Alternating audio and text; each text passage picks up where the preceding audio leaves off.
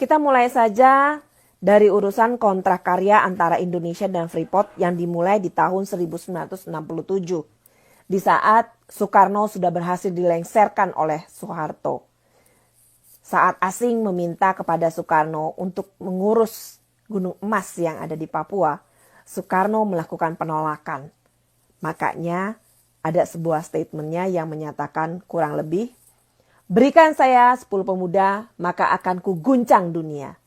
Soekarno memilih setelah Indonesia merdeka, dia mengirimkan pemuda-pemuda Indonesia untuk belajar ke luar negeri agar nanti bisa menjadi insinyur-insinyur yang bisa mengelola kekayaan yang ada di bumi Pertiwi. Pada kenyataannya, Soeharto yang sudah terpengaruh dan mendapat iming-iming dari asing, memilih melengsarkan Soekarno melalui surat Super Semar yang sampai sekarang gak ketahuan juntrungannya. Kalau menurut almarhum Soekarno hanya memberikan wewenang sementara, tetapi Soeharto menyatakan kalau itu adalah wewenang sepenuhnya kepadanya untuk mengurus Indonesia selanjutnya. Yang mana yang benar? Wallahu alam. Super Semar, tanggal kelahiran saya, tanggal yang membuat saya sampai sekarang masih terus bertanya-tanya. Surat tersebut adalah surat penentuan di mana seorang Soeharto sudah menjual Indonesia kepada asing. Kontrak karya yang dimulai di tahun 1967 dan berakhir di tahun 1991 oleh Soeharto diperpanjang lagi dari tahun 1991 dan seharusnya berakhir di tahun 2001. Nah, tapi ada sesuatu hal yang kalian harus tahu. Di sini akan semakin jelas bagaimana Cendana menjual Indonesia ke asing. Sudah melengsarkan Soekarno agar bisa menjual Papua dikelola oleh asing. Ditambah lagi di tahun 1994, Soeharto mengeluarkan Pepres yang akhirnya membuat urusan peraturan proses investasi di Indonesia mulai berantakan, yaitu melalui PP nomor 20 tahun 1994 tentang pelaksanaan kegiatan usaha mineral dan batu bara. Dalam aturan tersebut, asing bisa memiliki saham 100% di Indonesia. Gila nggak? Padahal itu punya kita.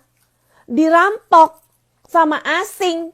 100% dia bisa milikin sahamnya. Itu ada di tanah kita. Ada di Indonesia. Jadi buat kalian-kalian, buat buzzer-buzzer, buat ibu-ibu yang sudah dipengaruhi di pengajian-pengajian, baca sedikit, pelajari sejarah tentang negara kalian. Biar jangan gampang dipengaruhi sama lonte-lonte politik bersorban lewat pengajian-pengajian. Tapi kalian gak mau tahu sejarah negara kalian. Disuruh teriak ini, teriak. Disuruh teriak itu, teriak. Kalian gak mau tahu, gak mau cari tahu hal-hal yang kayak gini. Lanjut lagi langsung masuk ke eranya Gus Dur di tahun 2009. Di sini justru Gus Dur membuat peraturan yang menguntungkan bagi Indonesia. Yaitu pemerintah di era Gus Dur menerbitkan undang-undang nomor 4 tahun 2009. Ketentuan mengenai wajib pembangunan smelter dan kontrak jadi izin usaha, pertambangan dan penegasan kewajiban investasi 51% harus menjadi milik Indonesia. Saat itu menterinya siapa? Saat itu menterinya SBY dan SBY tidak bisa berbuat apa-apa saat itu. Di sini kalian paham? SBY tidak berhasil menjalankan apa undang-undang yang dibuat oleh Gus Dur. Demi mendapatkan modal untuk menjadi presiden berikutnya. Masuk ke era Megawati. Megawati kemudian dilengsarkan lagi oleh SBY. Terus sekarang SBY ngedumel, nyesel. Dulu milih Muldoko. Ada apa denganmu? Lanjut aja. Masuk di tahun 2010. 2010 berarti eranya siapa nih? Eranya SBY dan Bapak Yusuf Kala. SBY menerbitkan PP nomor 23 tahun 2010 tentang pelaksanaan kegiatan usaha pertambangan. PP ini diterbitkan karena pemerintah tidak mampu selesaikan target renegosiasi sebagaimana diatur oleh UU Minerba. Artinya SBY tidak bisa melaksanakan apa undang-undang yang sudah ditertibkan oleh Gus Dur agar perusahaan asing membuat smelter dan hal-hal yang menguntungkan 51% untuk Indonesia. Tapi hal tersebut tidak dilakukan oleh SBY.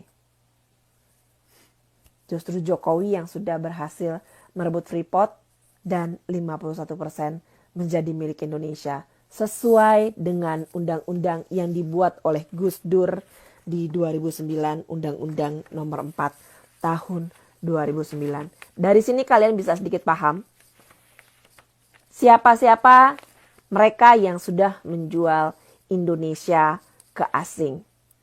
Cendana, Cikeas, dan orang-orang yang ada di sekitar mereka saat itu. Paham ya? Kalau mau teriak asing-asing, ngomongnya sama Cendana, sama Cikeas. Jangan ke kita-kita yang sedang memperjuangkan agar perusahaan asing hanya memiliki di bawah dari separuh yang seharusnya memang menjadi milik kita. Itu milik kita, milik tanah air kita, milik rakyat Indonesia. Bukan milik kalian-kalian para perampok yang memberikan wewenang kepada asing 100% dan rakyat Indonesia hanya bisa menerima ampas dari kerusakan tanah air. Video bukaan pertama dan video bukaan kedua, di sini mari kita mengingat keributan demi keributan yang terjadi di tanah air semenjak persiapan Pilkada DKI dan Pilpres 2019. Isu yang sering dimainkan, hutang dan Indonesia yang dijual ke asing dan ke asing. Pada kenyataannya, 1967 Soeharto menjual Indonesia ke asing. Kontrak karya pertama dan kontrak karya kedua. Tahun 1994, Soeharto justru membuat kebijakan supaya asing bisa memiliki 100% sahamnya di Indonesia. Apa nggak gila itu? 2009, Gus Dur justru membuat kebijakan agar asing yang mau invest di Indonesia harus mempunyai smelter dan 51% lebih harus menjadi milik Indonesia. Tetapi SBY yang saat itu menjadi Menteri Pertambangan dan Energi di era Gus Dur tidak bisa menjalankan hal tersebut. Bahkan begitu masuk di eranya dia justru membuat keputusan di mana pemerintah tidak bisa renegosiasi dan tidak bisa menjalankan UU yang sudah dibuat oleh Gus Dur. Baru kemudian di era Jokowi UU tersebut bisa dijalankan. Kalau sudah begini, di sini kalian paham ya, justru siapa yang sudah menjual Indonesia ke asing dan ke asing, dan yang sudah banyak berbuat hutang melalui urusan BLBI dan Senturi. Kalian bisa tahu siapa saja yang terlibat di dalam di situ. Soeharto yang di depan DPR terang-terangan ingin meminjam duit kepada IMF, dan Gubernur Bank BI-nya saat itu Raji Wandono, iparnya Prabowo, plus Deputi Bank Indonesia pada saat itu bapaknya Anissa Pohan, justru menyelewengkan jabatan mereka dengan menandatangani semua agar diokein Indonesia bisa menghutang kepada IMF, dan Indonesia saat itu mengalami kolaps di tahun 1997-1998. Paham ya sampai di sini? Buat ibu-ibu, bapak-bapak yang sudah pernah dipengaruhi lewat pengajian oleh lonte-lonte bersorban, ganti pengajian. Jangan mau belajar sama guru ngaji yang ujung-ujungannya nabi dari Cendana. Dan pada saat itu ketua dewan masjidnya diam saja, pura-pura tidak tahu sama sekali. Assalamualaikum.